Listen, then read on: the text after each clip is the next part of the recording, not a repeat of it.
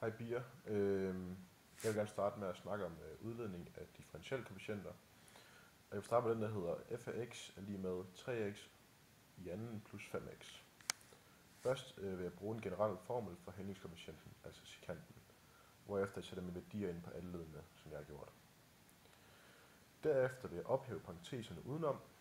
Det er vigtigt at huske, når man ophæver en minusparentes, at man så ændrer det fortegn. Derfor bliver det minus 5. Efter det vil jeg reducere den. Herefter går ledene ud med hinanden, så nu kan jeg faktisk bare slette efter det. Og efter det har jeg reduceret den endnu mere. Ja. Til sidst, når jeg dividerer med delta x, må jeg dividere med alle ledene og fjerne delta x. Og der hvor den står i anden, svarer det til delta x gange delta x. Så derfor fjerner jeg bare den ene af dem. Når delta x går mod 0, så vil 3 delta x, så den vil også gå mod 0. Og derfor vil den komme til at hedde 6x plus 5. Og det næste jeg vil tage fat i, det er f af x er lige med g af x plus h af x.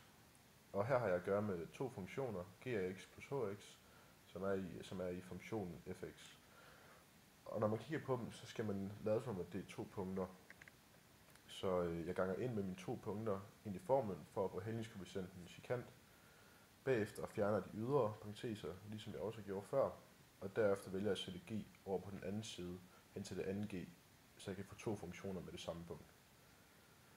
På den vis kan jeg så dele funktionen op, så jeg får g af x plus delta x minus g af x, divideret med delta x minus hx plus delta x minus hx, divideret med delta x. Derefter skal jeg så have ax til 0. I og med at jeg har ax til 0, så bliver den her ligning til g mærke x, og det samme sker ned i den anden del. Til sidst får jeg funktionen f mærke x er lige med g mærke x plus